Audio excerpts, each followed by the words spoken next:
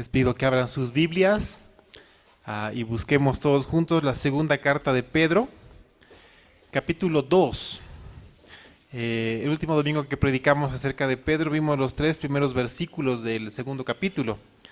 Ahora vamos a ver la segunda carta de Pedro, capítulo 2, y los versículos que siguen del versículo 4. Y vamos a hacer todo lo posible por abarcar hasta la primera parte del versículo 10, para que la enseñanza pueda dar fruto en nosotros, en nuestra vida esta mañana. Algo que he aprendido, que he entendido a lo largo de la predicación de las Escrituras, es que el Señor tiene tiempos perfectos para cada uno de sus mensajes. Yo ya entiendo de que circunstancias o situaciones extraordinarias requieren y demandan de nosotros también respuestas extraordinarias. Y digo esto porque no sé si ustedes han percibido, no sé si ustedes han estado atentos, no sé si ustedes han notado las circunstancias de la vida de la iglesia, no solamente esta, sino de la vida de la iglesia en general, a lo largo de esta ciudad y, por qué no decirlo, del mundo entero. Y no sé si ustedes han percibido, pero se ha exacerbado, digámoslo así, circunstancias complejas que van en contra de la vida de la iglesia. Y nombro algunas cosas que fácilmente las podemos identificar con la carta a los Gálatas como los resultados de andar en la carne. Algunos lo conocen como los frutos de la carne, no hay ningún problema, pero podemos entender que estamos viviendo tiempos de desánimo. Estamos viviendo momentos de oposición al Evangelio, oposición a la vida de los creyentes, oposición a una vida de fe y entrega a Cristo Jesús. Estamos viviendo momentos de iras, pleitos, disensiones. Se están manifestando dificultades entre parejas, dificultades entre padres e hijos, dificultades entre hermanos de sangre, dificultades entre hermanos en Cristo. Y todo esto se está multiplicando hoy en día y la iglesia está recibiendo este embate. Pero es algo interesante que las iglesias donde se predica la palabra del Señor es donde más fuerte se está recibiendo este impacto. Y vamos a ver y vamos a entender por qué. Y por eso les decía que circunstancias extraordinarias demandan de nosotros respuestas extraordinarias. Y el Señor me asombra cada vez que pasamos por tiempos como estos, cuando el Señor a través de las Escrituras nos habla directamente al corazón. Hoy vamos a compartir un pasaje bastante fuerte, bastante complejo también de interpretarlo, pero la riqueza de este pasaje debe llenar nuestro corazón. Yo quiero pedirles a todos ustedes un favor. Quiero pedirles que pongan sus 5 sentidos en todo lo que vamos a compartir. Muchas veces he notado que a algunos hermanos les gusta comentar la prédica, no tengo problema con eso. Pero les pido que en este momento cada uno pueda escuchar lo que Dios tiene para ustedes, para entender lo que a lo que el Señor nos está llamando, qué es lo que el Señor demanda de nosotros. Y que si por algún motivo nos sentimos aludidos, no pensemos, ay, es que el pastor está comentando lo que me está pasando. No, hermanos, quiero aclarar algo. La iglesia en general está pasando por estos tiempos complejos y difíciles. Si tú te identificas con algo de lo que vamos a hablar, es el Señor hablando a tu corazón. No es el pastor intentando llamar tu atención, no, es el Señor hablando a tu corazón. Como pastor, obviamente estoy al tanto de muchas de las cosas que podemos estar pasando, y me incluyo porque todos estamos pasando por circunstancias difíciles. Pero la palabra de Dios tiene respuesta para todos nosotros.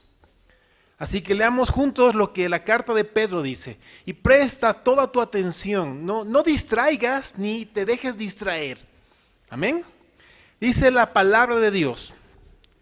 Porque si Dios no perdonó a los ángeles que pecaron, sino que arrojándolos al infierno, los entregó a prisiones de oscuridad para ser reservados al juicio.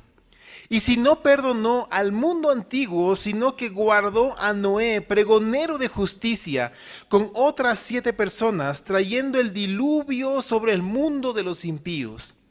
Y si condenó por destrucción a las ciudades de Sodoma y Gomorra, reduciéndolas a ceniza y poniéndolas de ejemplo a los que habían de vivir impíamente. Y libró al justo Lot, abrumado por la nefanda conducta de los malvados, porque este justo que moraba entre ellos afligía cada día a su alma justa, viendo y oyendo los hechos inicuos de ellos. Sabe el Señor librar de tentación a los piadosos y reservar a los injustos para ser castigados en el día del juicio, y mayormente aquellos que, siguiendo la carne, andan en concupiscencia e inmundicia y desprecian el señorío. ¡Wow! Mensaje fuerte de parte de Pedro. Yo creo que no hay duda alguna de que las emociones son parte importante de nuestra vida. Dios nos ha creado con emociones. Dios ha permitido que las emociones sean parte indisoluble de nuestra vida, de nuestro ser. A través de las emociones nos expresamos. Es más, el libro de los Salmos fue dado para expresar todas las emociones humanas. Ustedes van a encontrar en el libro de los Salmos un libro dado por Dios con un propósito: el poder orar y recibir respuesta directa de Dios. Ustedes van a encontrar desde las emociones más hermosas como el gozo, la alegría, el amor, la entrega a Dios, hasta la frustración más terrible, al punto de pedirle a Dios que quebrante las muelas de los enemigos. Ustedes van a encontrar esos sentimientos, porque así el Señor ha permitido que seamos nosotros diseñados con sentimientos. Pero también debemos saber y reconocer que nuestras emociones, fruto del pecado, fueron sujetas a este. Y muchas veces, si no la mayoría del tiempo, terminan jugando en contra de nosotros. E incluso nuestras emociones pueden ser peligrosas para nuestra vida. Debemos ser honestos en esto. Las emociones son parte de nuestra vida. Pero cuando no están sujetas al Señor y están sujetas a la carne, nos juegan en contra. Y podemos reaccionar completamente contraria a la palabra del Señor, a la voluntad de Dios y a lo que el Señor demanda para tu vida. Esto es una realidad. Y podemos vivir esto en cualquier área de nuestra vida. Y les voy a dar un ejemplo dentro de la iglesia, ¿sí? Es bien sabido que una técnica, porque se están introduciendo técnicas que no, lamentablemente son carnales y son pecaminosas. Aunque no lo parezca, lo son. Se ha introducido lo que muchos conocen como el marketing en iglesia. Se ha introducido. Y este marketing, ¿qué es lo que hace? Juega con las emociones dentro de la iglesia. Una de las mejores maneras de llenar la iglesia es jugar con las emociones de las personas. Y esto lo digo con plena certeza, porque está pasando en la iglesia del Señor. Y les doy ejemplos sencillos, ¿saben? Hay iglesias que están diseñadas de esta manera para que desde el momento que tú entras a ese lugar, todo está humanamente diseñado para el emocionalismo. Un ambiente controlado. ¿Controlado en qué sentido? Controlado en que todo está cerrado, no hay ventanas, no hay luz natural, e incluso llegan a pintar de negro todo el lugar. ¿Para qué? Para que tus emociones estén solamente dirigidas al lugar donde la luz apunta. Obviamente se tienen grandes espectáculos de luces. Pantallas hermosas. No es malo equipar a la iglesia, pero cuando se utiliza esto para el emocionalismo es peligroso. ¿Y qué pasa después de esto? La gente va entrando en un ambiente contrario a lo que el Señor quiere para nosotros. Porque vivimos para un Dios de luz. Y se escoge generalmente un tipo de música específica que literalmente puede llevarte de un éxtasis en el cual tú estás danzando, estás gritando, te estás moviendo con tremenda alegría y de repente bajas hasta un llanto incontrolable porque han tocado lo más profundo de tu ser con una canción que describe tu situación actual. Y de repente tú te identificas con esa canción y le dices al Señor, yo estoy así, Señor, y lloras y tus emociones son llevadas a extremos. Llega el momento del mensaje, porque no podemos llamar eso prédica, es un mensaje. Y alguien que empatiza contigo sube al escenario. Empatiza contigo con su forma de ser, con su forma de hablar, y te dice que Dios quiere lo mejor para tu vida. Te dice que todos están mal, tú estás bien, todos están en contra de ti, tú estás bien, pero Dios quiere lo bueno para ti. Y no te va a conocer las demandas de Dios que Dios tiene para tu vida. Y no lo hace para que no te desalientes. Porque si predica y dice, sed santos porque yo soy santo, entonces la gente puede ver algo que no les conviene y pueden irse. ¿Saben qué pasa? Y puedo seguir dando ejemplos, pero al final todo esto da como resultado personas que emocionalmente creen ser cristianas, pero vivencialmente y espiritualmente están lejos de serlo. Y esto, hermanos míos, es peligroso para la vida de la iglesia, es peligroso para nosotros, porque podemos estar rodeados de gente que emocionalmente dice amar al Señor, pero vivencialmente no tiene la intención de obedecer sus mandamientos, de vivir conforme a la palabra, de rendir su vida entera al Señor. Y saben, esto es aplicable a toda nuestra vida, en cualquier área. Porque tú puedes estar muy contento en la iglesia. Tú puedes ver que las cosas se están haciendo bien y tú ves algo nuevo y te gusta y ves algo que te llena de gozo, de interés y tu compromiso aumenta y estás feliz, estás emocionado, haces amistades con las personas, te comienzas a llevar bien con la gente, pero de repente pasa algo que no te gusta. Algo que no es de tu agrado y como que de repente comienzas a notar que las cosas no habían sido como tú pensabas. O antes era mejor y ahora ya no. Comienzas a darte cuenta que hay cosas que no te habías percatado pero te son desagradables. Las cosas que ahora se hacen, las cosas que ahora se dicen, ya hasta te parecen negativas. Y de repente en tu corazón como que ya no te sientes cómodo en ese lugar. Y lo mismo pasa en diferentes áreas de la vida, en las relaciones humanas, en las relaciones personales. Tú puedes tener un amigo, un familiar, un cónyuge, con quien todo está hermoso.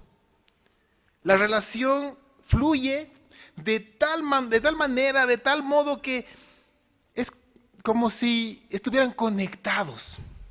Es tu mejor amigo, amas a esa persona, es un hermano increíble, tu esposo, tu esposa amada. De repente algo pasa y como que las cosas ya no son como antes. Tal vez te ha dicho algo que no te gustaba. Tal vez te ha hecho notar algo que tú estabas haciendo mal. Y como que ya no te emocionas al ver a esa persona. Antes la veías y corrías para darle un abrazo y ahora de lejos le das un estirón de mano y ahí pasa el asunto. Ya no es lo mismo. De pronto como que se comienza a convertir en un extraño para ti. Algo se ha quebrantado, algo que no te gustaba fue escuchado. Es como que ya no ves las cosas con los mismos ojos. ¿Por qué? ¿Por qué estamos así? Simplemente porque lo que hacías antes, cuando todo estaba hermoso, estaba gobernado únicamente por los sentimientos. Y como lo que está pasando ahora ya no te hace sentir lo que antes sentías, crees que ya no está bien para ti. Como ya no sientes esa empatía con este gran amigo, ya no es un buen amigo. Como ya no te gusta cómo están las cosas en la iglesia, como que ya no es tu iglesia, no te sientes parte de ella. Como que la relación con tu esposo, esposa, ya no está fluyendo como debería ser, te vas alejando.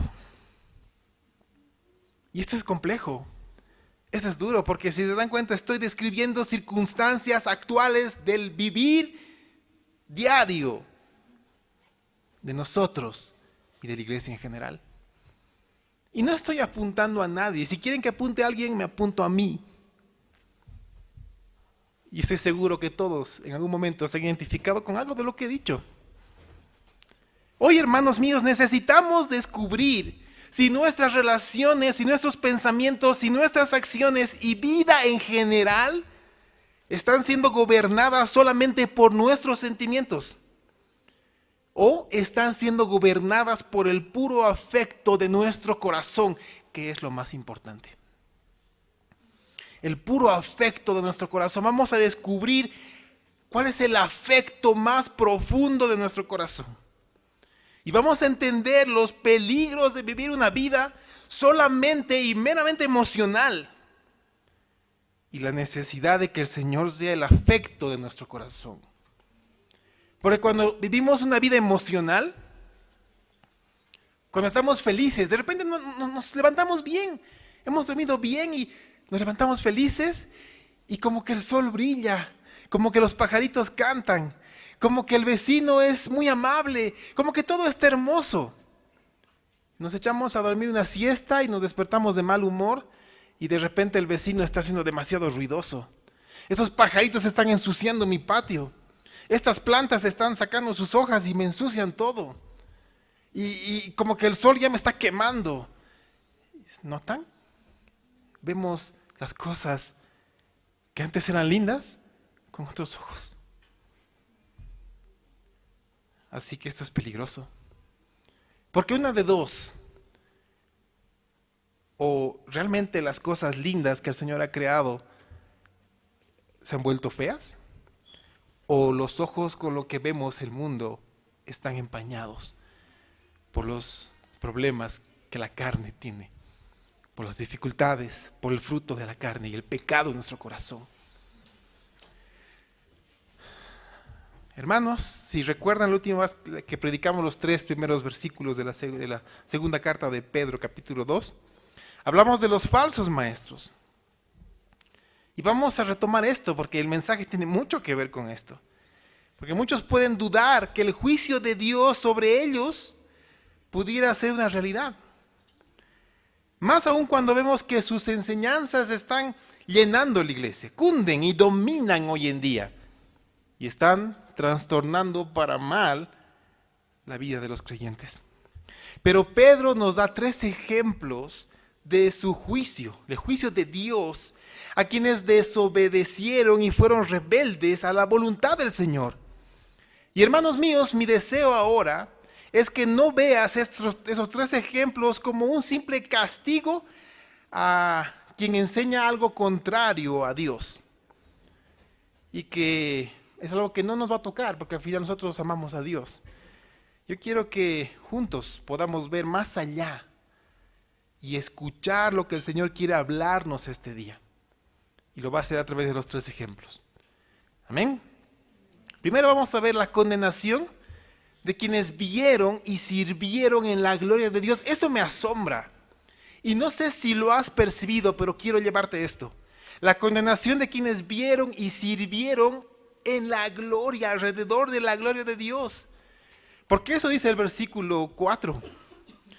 Porque si Dios no perdonó a los ángeles que pecaron, sino que arrojándolos al infierno los entregó a prisiones de oscuridad para ser reservados al juicio.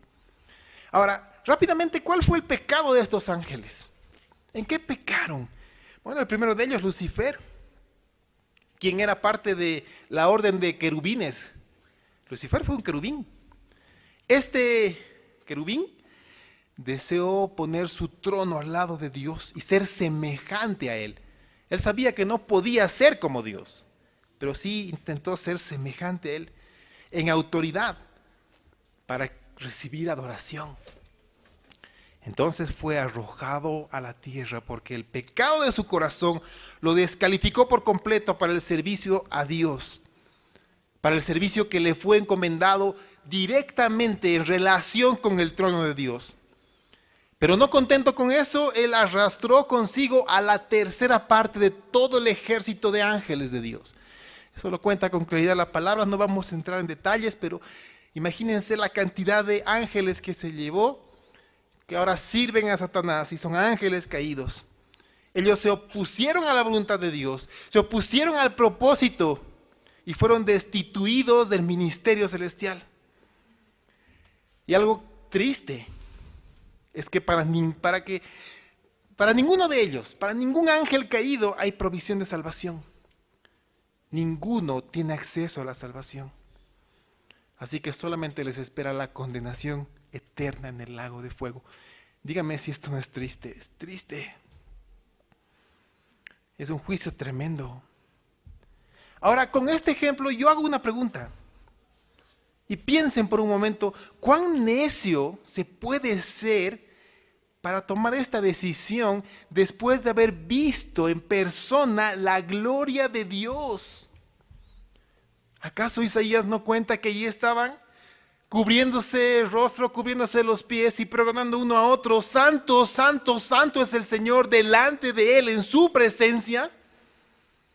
Esos ángeles se servían a Dios en el reino de los cielos, en el tercer cielo, vieron la gloria de Dios con sus propios ojos. Y cuán necio se tiene que ser para tomar una decisión de negarlo.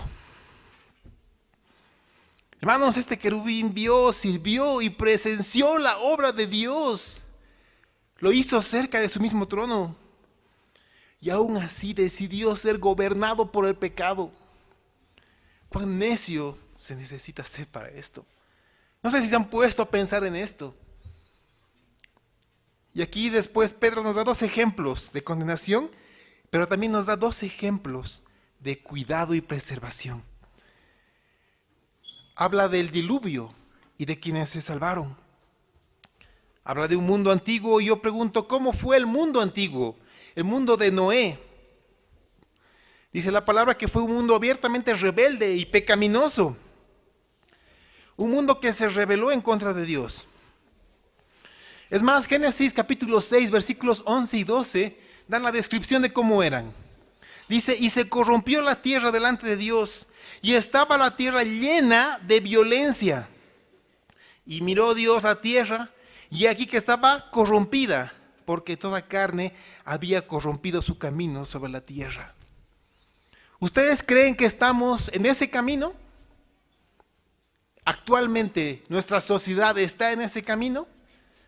Wow, es doloroso, pero la respuesta es sí. Como en los días de Noé, dice la palabra. Dios, después de años de paciencia, determinó destruir la vida en la tierra a causa del incremento excesivo del pecado. Excepto a 8 personas, donde estaba también incluido Noé. Y ellos fueron guardados por Dios. El diluvio no los arrasó. Dios proveyó el arca para que estas 8 personas fueran salvas. Ahora quiero que notes, hermano mío, que prestes atención a cómo Pedro llama a Noé. Lo llama pregonero de justicia. También podemos traducirlo como predicador de justicia. Un hombre que predicaba la justicia de Dios, un hombre que vivía la justicia de Dios, un hombre que enseñaba la justicia de Dios. Ahora, ¿alguna vez se han preguntado cuánto tiempo pregonó Noé la justicia de Dios? Génesis dice que lo hizo por 1 siglo. Algunos dicen que cumplió los 120 años que dice Génesis 6:3. Imagínense predicar 100 años que Dios es justo y que Dios ha preparado algo para ellos y que los que se arrepientan se salvarán. 100 años predicando eso. Hermanos, ¿cuántos de los que escucharon la prédica de Noé escucharon y se salvaron? Ni uno solo. Ni uno solo. Y Noé hizo esto 100 años. Y alguien a veces está pasando por una circunstancia en la cual Dios demanda su paciencia, su fortaleza, y de repente llega y dice, pastor, ya no aguanto más esta circunstancia. Esta semana ha sido tremenda para mí. Ni he dormido. Ok. ¿Podría soportar esos 100 años? ¿Cómo son las circunstancias de nuestra vida? Ninguna persona se convirtió con la predicación de Noé. Pero ¿sabe qué es lo que más me sorprende? Que Noé siguió haciendo las cosas justas y rectas delante de Dios. Yo me lo imagino hablando a la gente que está a su alrededor y no lo escuchan. Entonces él vuelve y sigue construyendo el arca. Continúa con una vida recta y justa delante del Señor. Al día siguiente lo mismo y al día siguiente lo mismo. Y es obvio, hermanos, que Noé no predicó ese tiempo sobre Cristo y la cruz. Obvio. Pero predicó con claridad cómo podían ser salvos volviéndose a Dios en fe. Esa fue la predicación de él. Ahora, hermanos, yo me pregunto lo mismo que hace un momento. La gente de ese tiempo vio la provisión de Dios para la construcción del arca. Vio cómo llegaron todos los animales de alrededor del mundo para entrar en esa arca. Y aún así no creyeron, aún así se dedicaron al pecado que había en su corazón. Y lo mismo vemos con el ejemplo de Sodoma y Gomorra. ¿Cuál fue la condición de la gente de Sodoma y Gomorra? ¿Cuál fue la condición en la cual vivían ellos? Nuevamente Génesis 18:20 cuenta esto. Porque Jehová dijo, por cuanto el clamor contra Sodoma y Gomorra se aumenta más y más. Un clamor contra ellos. Y dice, y el pecado de ellos se ha agravado en extremo. ¿Te das cuenta? El pecado de estas ciudades, que eran 5 en realidad, pero las 2 más representativas fueron Sodoma y Gomorra, era tan grande que se agravó en extremo. Es decir, que no había donde más pequen. Si tú lees ese pasaje, te das cuenta que una de las principales prácticas de pecado en esas ciudades fue la homosexualidad y la promiscuidad. 2 pecados terribles y tremendos. Y saben ustedes que fruto de estos pecados surgió la palabra sodomía. Conocemos la palabra sodomía, que son pecados sexuales aberrantes. Proviene de esto, de la sodomía, de esta ciudad de Sodoma y Gomorra. Casualmente, entre comillas, actualmente este pecado ya no lleva este nombre porque es muy feo, muy fuerte. Ahora se lo llama diversidad de género y libertad sexual. ¿Les suena? Ok.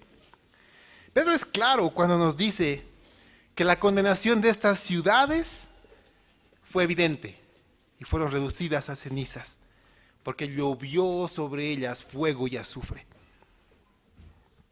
Y de esta ciudad solamente fueron preservadas 3 personas. Lot y sus 2 hijas, porque su esposa tuvo anhelo por esta ciudad, volteó a verla y se convirtió en estatua de sal.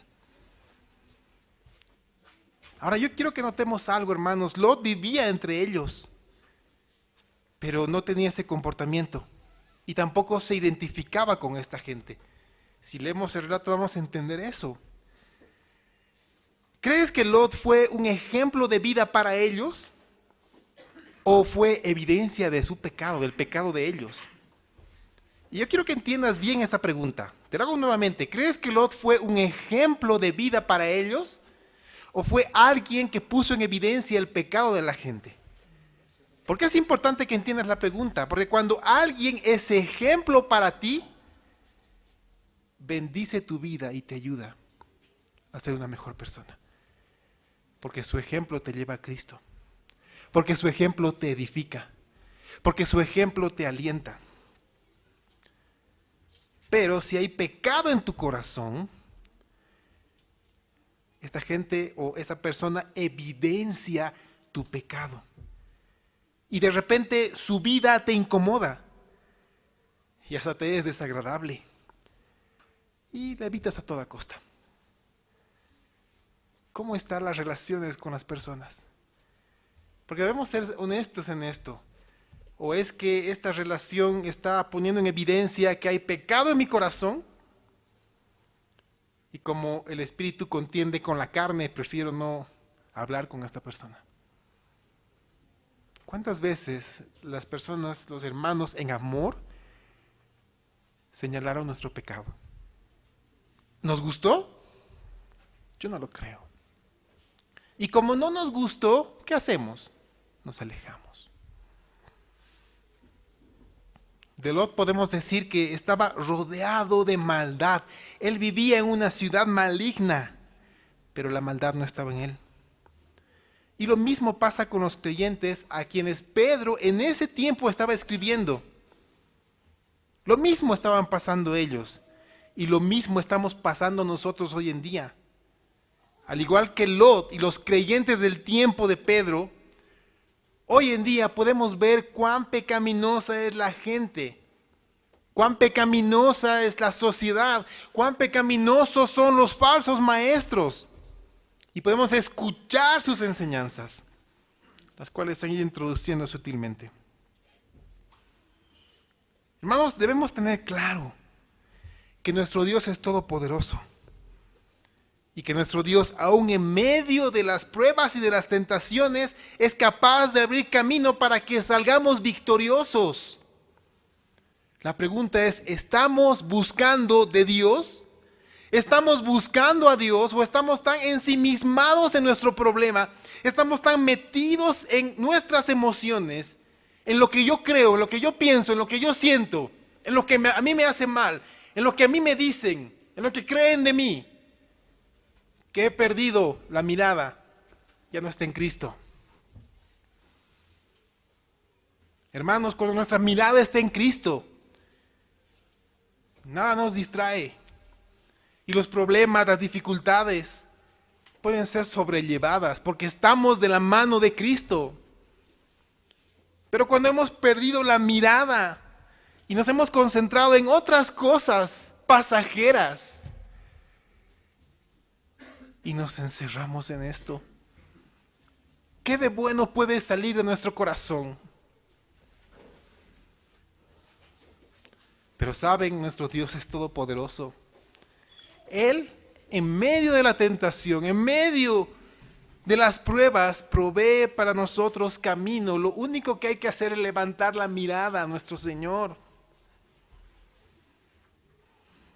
Pero hermanos míos, del mismo modo que Dios protegió a los suyos, también el Señor castigará a los impíos.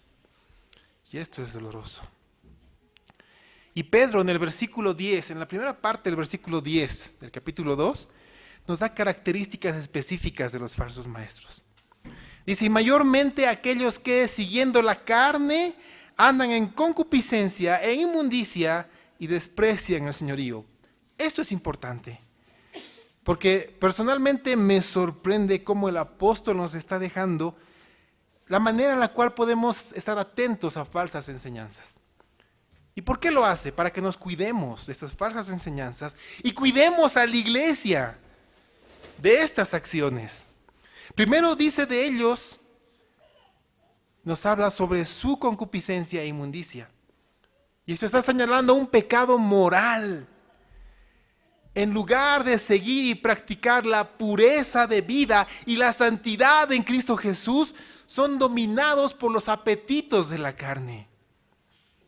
Ya lo hemos visto cuando predicamos la última vez sobre Pedro, pero les recuerdo esto, porque lo segundo que Pedro dice es que desprecian el señorío. Y esto es sutil hoy en día en la vida del creyente, en la vida de la iglesia. Porque alguien dice, ¿cómo vamos a despreciar el señorío de Cristo? Escucha, porque este es un proceso. Este es un proceso que comienza por negar la verdad y los mandamientos de Cristo. Es un proceso que comienza con alejarte de la palabra de Dios, con evitar tu contacto con las Escrituras, con meterte en la cabeza ideas de que las Escrituras ya están pasadas de moda, ahora prefiero ser guiado por Dios. Y el Señor y yo andamos de la mano. No suena mal, aparentemente suena bien. Pero ¿cómo escucharemos del Señor si no leemos su palabra? ¿Sabes en qué termina esto? Esto termina en despreciar la autoridad de Cristo. Así de sencillo. Hemos repetido muchas veces lo que Jesús dijo. Si me amas, obedece mis mandamientos. ¿Conoces sus mandamientos? ¿Dónde encuentras sus mandamientos? ¿En el internet? ¿Sí? En la televisión, en las películas, en la radio, en tantas hermosas alabanzas que podemos escuchar. La otra vez hablábamos de esto con otros hermanos. Tú puedes llenar tu casa las 24 horas del día con hermosas alabanzas, pero si la palabra de Dios no está presente ahí, de nada te va a servir, porque será puro emocionalismo. Si la palabra de Dios no está presente en nuestra vida todos los días, hermanos míos, somos inestables, somos fluctuantes. Somos como niños llevados por cualquier viento de doctrina. Somos engañados por estratagemas, por el juego del azar, por los dados. Eso es estratagemas. Y somos llevados. Pero si la palabra de Dios gobierna nuestra vida, esa palabra de Dios que fue soplada, inspirada por el Espíritu Santo, y nos llena con su poder, con el poder del Espíritu Santo, hermanos míos, estaremos fuertes. ¿Por qué hoy en día la iglesia está tambaleando? ¿Por qué hoy en día estamos pasando por tantos problemas? ¿Por qué hay tantas relaciones resquebrajadas? ¿Por qué hay tantos hermanos alejados? Hermanos en Cristo y hermanos en sangre. ¿Por qué hemos dejado que la carne nos gobierne? Celos, iras, pleitos, contiendas, disensiones, etcétera, etcétera. Eso es lo que dice Efesios capítulo 5.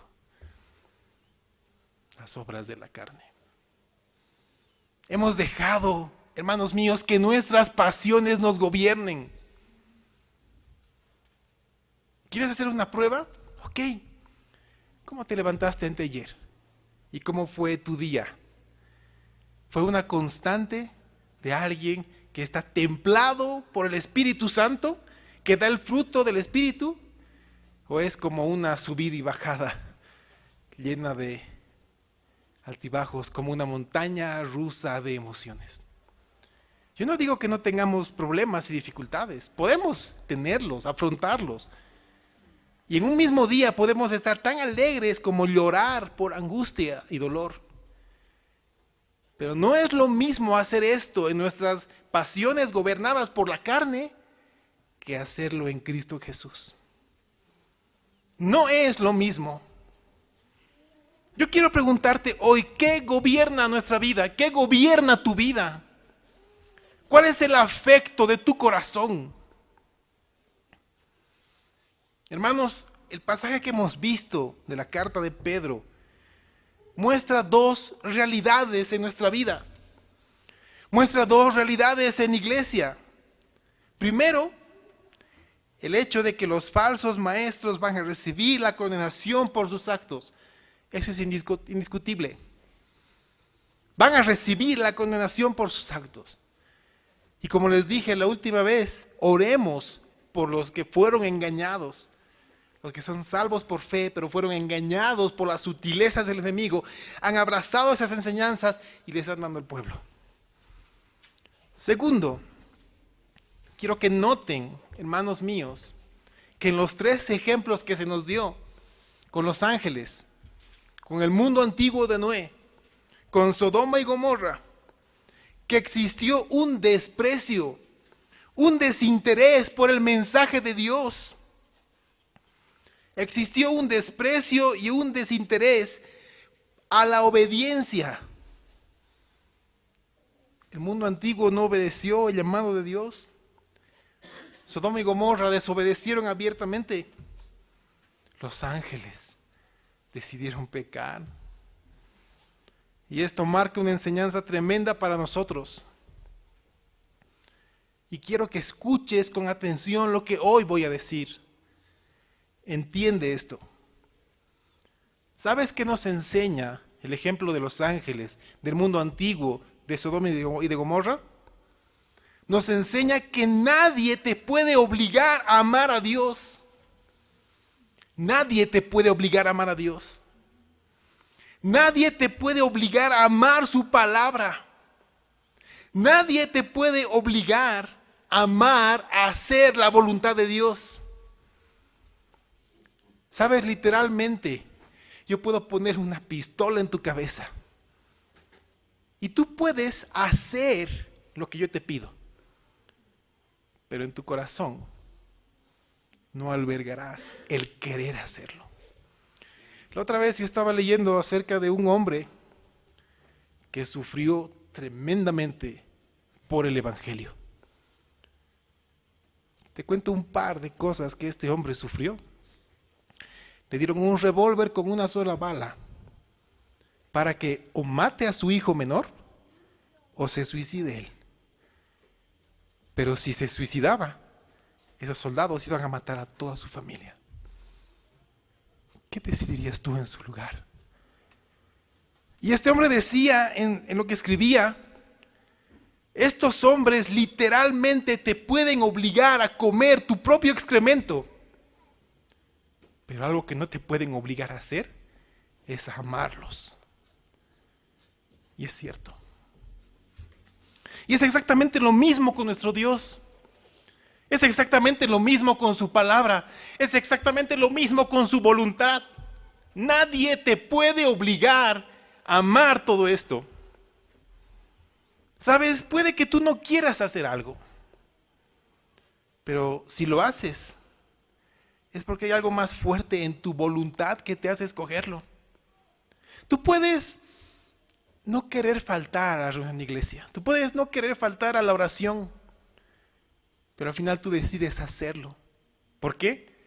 Porque hay algo que gobierna tu corazón. Yo puedo querer hacer la voluntad de Dios. Yo puedo querer leer la Biblia todos los días. Yo puedo decir que amo a Dios. Pero si mis acciones muestran lo contrario, es porque hay algo más importante en mi corazón que me hace decidir.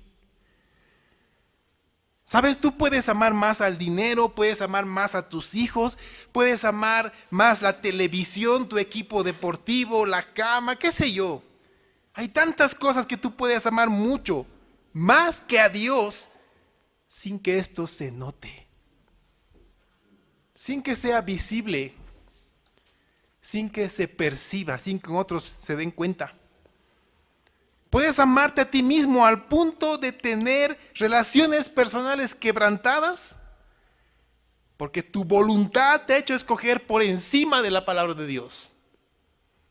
Porque tu orgullo te ha hecho escoger por encima de la palabra de Dios y de su enseñanza, de sus mandamientos. ¿Ya te das cuenta por qué las personas buscan y corren tras los falsos maestros? Y a toda costa quieren evitar a quienes los están confrontando con sus pecados mediante la predicación de la palabra de Dios. Entiendo que para un corazón donde Dios no es lo primero y la palabra de Dios no es la fuente de fe y conducta, es preferible 1000 veces que se le muevan únicamente las emociones, que se le diga que está bien, que todo va a pasar, que Él está bien, que los demás se han equivocado y están buscando su mal, pero tranquilos, Dios es bueno y va a hacer lo mejor para ti. Y cosas como las que ya hemos escuchado muchas veces. Pero cuando el predicador toca tus afectos más profundos, lo que tu corazón atesora, y te dice, hermano o hermana, tu pecado te confronta. Tu pecado clama al reino de los cielos. Tu pecado pone en evidencia cómo eres. Porque no puedes tú decir que amas a Dios y aborreces a tu prójimo.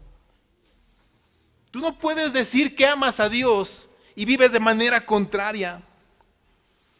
Así que yo te ruego en el nombre del Señor que soluciones esta relación quebrantada. Esta relación fue quebrantada por el pecado. Y te ruego que cedas a tu orgullo, que cedas a tu falta de piedad. ¿Y sabes por qué es esto? Porque te alejaste de la palabra de Dios. Te has alejado del Señor. Te has enfriado a tal punto que has dejado de escuchar la voz del Espíritu Santo. Entonces la gente puede salir corriendo indignada con la idea de que no, aquí no hay amor. La falta de amor de este pastor me ha lastimado. Hermanos, muchas veces el amar incondicionalmente Es decir, tu pecado te aleja del Señor, déjalo. Ese es el verdadero amor. Y Cristo lo mostró. Puedes salir corriendo. Puedes salir indignado. ¿Sabes por qué? Porque tu más grande afecto eres tú mismo y no el Señor Jesucristo. Cuando te amas más a ti que a Cristo, cualquier cosa estará en tu contra. Verás las cosas negativas. Pero cuando tu afecto más grande es Cristo Jesús, hasta las cosas malas tienen un propósito para los que aman al Señor. Hasta las dificultades más grandes forjan tu carácter y te traen paz y paciencia. Hasta la carencia más grande te enseña porque tú sabes en quién has confiado. Hasta el momento más difícil te muestra que todo lo puedes en Cristo que te fortalece. Pero cuando tu afecto más fuerte en ti es tú mismo, todo está mal. A ti te han hecho daño, a ti te han dicho, a ti te han lastimado, contra ti están haciendo las cosas. Yo estoy bien, yo no he dicho nada. Yo más bien he dicho las cosas por el bien de todos. No, hermanos. El Señor es y debería ser nuestro afecto más grande, más profundo. ¿Sabes? Solo un milagro que únicamente Dios puede operar en ti, es el que puede quebrantar tu corazón. Es el que puede llevarte a su camino. Es el que puede cambiar tu más grande afecto. Solamente un milagro lo puede hacer. Y hoy yo clamo a Dios por ese milagro en nuestra vida. En tu vida, en la mía. Que nuestro más grande afecto sea Cristo Jesús. Sea nuestro Dios. Hermanos, tengamos en cuenta esto. Entender que la palabra de Dios es buena. Entender que la palabra de Dios transforma. Entenderlo es una cosa. Disfrutar de la palabra de Dios y del proceso de transformación es otra cosa muy distinta. Yo puedo entender intelectualmente que Cristo salva. Yo puedo entender intelectualmente que la palabra es buena. Yo puedo entender intelectualmente que Cristo quiere que ame a mi enemigo. Pero vivirlo y disfrutar ese proceso es parte del milagro que solamente Dios puede hacer. Yo te pregunto, ¿cuál es el gran mandamiento? Si no lo sabes de memoria, no importa, busca Mateo capítulo 22, versículo 37. Mateo 22, 37 y 38 habla de este momento. Porque Jesús le dijo a quien le preguntó, ¿cuál es el gran mandamiento? Jesús le dijo, amarás al Señor tu Dios con todo tu corazón, con toda tu alma y con toda tu mente. Este es el primer y grande mandamiento. Una persona gobernada por sus sentimientos no es confiable. ¿Saben por qué? Porque va a depender de cómo se levante. Va a depender de qué le han dicho. Va a depender de qué le han hecho. Porque un día puede decir amarte y al otro depender de lo que está pasando a su alrededor. Después puede ser indiferente. Pero ¿saben, hermanos? Una persona cuyo afecto más grande es el Señor Jesucristo y solamente el Señor Jesucristo, no va a ser gobernado por sus emociones. Más bien sus emociones van a ser el canal que muestren el amor de Cristo Jesús. el perdón de Cristo, la gracia, la misericordia, la edificación, el bienestar del pueblo del Señor. No va a ser gobernado por sus emociones, va a ser gobernado por Dios, va a ser gobernado por la guía del Espíritu y la palabra del Señor. Saben, hermanos, el asunto es que tú estés dispuesto a rendirte, que tú estés dispuesto a renunciar a ti mismo para que el Señor te transforme con su palabra. Yo te pregunto, ¿estás dispuesto a esto? Porque si tú estás dispuesto a esto, el Señor puede obrar ese milagro en tu vida. Seamos honestos, hagamos una introspección. ¿Cómo está siendo nuestra vida? No vamos a ir a años lejanos. Esta semana, ¿cómo hemos visto todo? Porque muchas veces vemos algo y lo primero que sale de nosotros es crítica, negativismo. Vemos lo malo, vemos lo que no se ha hecho, vemos lo que se debería haber hecho. ¿Tendemos a ser así? Pero cuando el Señor gobierna nuestra vida, wow, vemos lo que se ha hecho. Vemos el milagro del Señor. Notamos cosas que aparentemente son insignificantes. Alguien puede entrar y decir, wow, ¿has visto cuánto ha crecido esta planta? Desde la última vez que la he visto. ¿Te has dado cuenta que las plantas de la entrada están floreciendo? Cosas sencillas, pero hermosas, que muestran que la vida de Cristo está presente en medio de nosotros. Hermanos, el asunto es que estemos dispuestos a rendirnos, a renunciar a nosotros mismos para que sea Él quien nos transforme mediante su palabra y entendamos y amemos su voluntad y la hagamos con gozo. Hermanos, yo puedo literalmente dedicar mi vida entera a predicar la palabra de Dios, pero si Dios no obra primero en ti, no sé qué puede pasar. Porque tus sentimientos te pueden gobernar un día. Y puedes decir, qué linda que estaba la prédica, pastor. Porque me he levantado de buen humor y ha estado muy linda, ha sonado muy linda. Y sabes, no va a causar nada en tu vida. Porque sales por esa puerta y no te acuerdas de lo que se ha hablado. Al otro día, otro domingo puede sonar aburrida. Y estás ahí cabeceando, estás pensando en qué se habrá cocinado, qué será la comida, a qué hora va a terminar, ya me tengo que ir.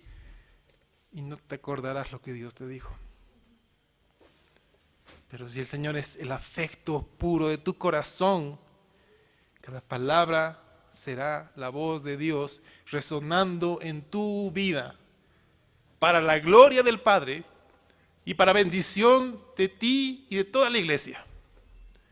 Hermanos, es el Señor el afecto de nuestro corazón. Esa es mi oración hoy, que ese milagro se ha hecho en nosotros. Yo quiero pedirte que al momento de ponerte en pie, tú pienses en aquello que ha afrentado directamente al Señor que tú has estado haciendo. Una relación resquebrajada, una actitud contraria a la palabra, una decisión que tú has tomado que sabías que no era la correcta, tu manera de actuar, tu manera de hablar. Todo eso va a mostrar qué hay en nuestro corazón. Si el afecto es Cristo Jesús. Hermanos, no seamos como los ángeles, no seamos como el pueblo antiguo, no seamos como Sodoma y Gomorra, ciegos y sordos al mensaje de Dios. Seamos como aquel pregonero de justicia, como aquel justo. ¿Saben por qué lo he llamado justo? No porque era un hombre justo, sino porque fue justificado por Dios por fe. Y esa fe la aprendió de su tío Abraham. Hermanos míos, mi anhelo es que nosotros salgamos transformados de este lugar. Que el momento en el cual la amargura comience a brotar en nuestro corazón y comencemos a criticar, a ver las cosas malas, ese sea un recordatorio de que el Señor está purgando nuestra vida, está derramando de su Espíritu en nuestro corazón. ¿Y sabes con qué es representado el Espíritu Santo? Con agua viva. Y el agua viva tiene un efecto. Cuando tú tienes un balde lleno de podredumbre, lleno de barro, lleno de cosas inmundas, y no hay manera en la cual tú puedas sacar eso, si tú dejas ese balde debajo de una pila y haces correr el agua y corre, ¿sabes qué va a pasar? Ese balde se va a llenar de agua.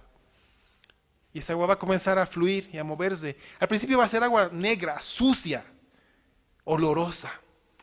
Pero va a seguir removiendo y removiendo y removiendo y va a seguir sacando y va a seguir sacando y va a llegar a lo más profundo de ese balde y va a remover todo. Y llegará el momento en el cual esa agua será cristalina, pura, agradable. Pero esa obra solamente la puede hacer Dios en nuestra vida. Dejemos que el Señor lo haga. Pongámonos bajo el chorro del agua viva de nuestro Señor y que limpie nuestro ser por completo. Amén. Pónganse de pie, hermanos míos, y oremos. Señor, hoy oramos por un milagro. Hoy oramos porque seas tú quien nos ayude a entender que, primero, cuál es el afecto de nuestro corazón. Y si es cualquier cosa menos tú, queremos desecharlo. Queremos ponerte a ti en primer lugar.